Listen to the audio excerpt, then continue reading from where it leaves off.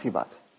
तो अब जो आदमी 75 का हो गया, उसने खुद अपनी लंबी उम्र की तैयारी ही नहीं करी, और जब उसने कोई तैयारी खुद नहीं करी है तो उसका परिवार या उसके समाज उनको कैसे तैयारी, वो कैसे तैयारी करेंगे? तो आपका ये कहने का मतलब है कि पहले तो शायद वो 60 साल तक जीता तो बहुत बड़ी बात थी, तो जब तक वो कमा रहा था वो जी रहा था, अब वो 80 साल तक जी रहा है। तो इसके जो परिणाम है वो भी इकोनॉमिक एंगल मुझे समझाइए। इसके इकोनॉमिक एंगल बहुत भयावह है। आज हिंदुस्तान में 60 साल की उम्र में आपने एक आदमी को रिटायर कर दिया। आदमी को अगर 80 साल तक जीना है तो 20 साल के लिए उसको अपना इंतजाम करना है। उसकी पत्नी 10 साल छोटी है तो 30 साल के लिए पत्नी के लिए इंतजाम करना है। औरतें आमतौर पे 5 से 7 साल ज्यादा जीती हैं, तो 35 साल के लिए उसे अपनी पत्नी के लिए फाइनेंशियल इंतजाम करना है और 20 साल के लिए खुद के लिए इंतजाम करना है। आज के इन्फ्लेशन में, आज की महंगाई में कितना भी पैसा आप एक जगह रख दीजिए, क्या वो 35 साल तक खींच सकता है? ये प्रैक्टिकल नहीं है। और जैसे जैसे उम्र बढ़ती जाती है उनके बच्चों की उम्र भी बढ़ रही है जी। जो आज 70-75 का होगा, बच्चे भी तो 50-55 के हो रहे होंगे।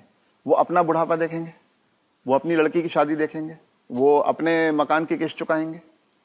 तो जो पीढ़ियों के बीच की जो दूरियां हैं वो बढ़ती जाती हैं। ये इकोनॉमिक वजह से बढ़ रही है। इकोनॉमिक वजह से बढ़ रही हैं। तो अब वो जो कॉन्सेप्ट है कि 60 साल की उम्र में हम रिटायर हो जाएं, उससे बाहर निकलना होगा। जब तक शरीर साथ देता है काम करते रहना है और 2 पैसे कमाते रहना है जी। कुछ करके किसी तरह से अपनी आर्थिक स्वतंत्रता को कायम रखना चाहिए, जितने ज्यादा से ज्यादा समय तक हम रख सकते हैं।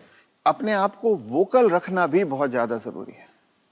अगर मेरी परवाह मेरे परिवार वाले नहीं कर रहे हैं और अगर अड़ोसी पड़ोसी इस बात को जान जाएं तो कोई भी बुजुर्ग कभी भी किसी परेशानी का सामना नहीं करता, क्योंकि तो चुप ना रहें। चुप रथ ना साहब रहें। ये कह रहे हैं कि चुप ना रहें। अगर आपके बच्चे आपके साथ व्यवहार ठीक नहीं कर रहे हैं सबको बताएं। तो आप सबको बताएं। जी।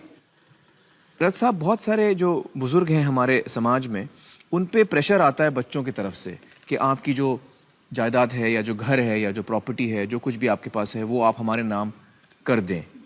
इस पे आप कुछ टिप्पणी देना चाहेंगे? पहला ये कि किसी भी हालत में आपके पास जो भी धन संपदा है, जो भी आपके पास आर्थिक साधन है, वो जब तक आप और आपकी पत्नी जीवित हैं किसी और के हाथ नहीं जाना चाहिए। कितना भी प्यार करते किसी के नाम पे नहीं जाना किसी चाहिए। बच्चे, किसी बहू, किसी पोते, किसी के नाम पे ना जाए, कितना भी आप प्यार करते हो। क्योंकि जब तक अगली पीढ़ी को पिछली पीढ़ी का सामान कुछ मिलता नहीं है तब तक वो उनकी इज्जत करते रहते हैं। वो हाथ पांव भी दबाएंगे, वो अस्पताल भी ले जाएंगे, वो दवा दारू भी करेंगे।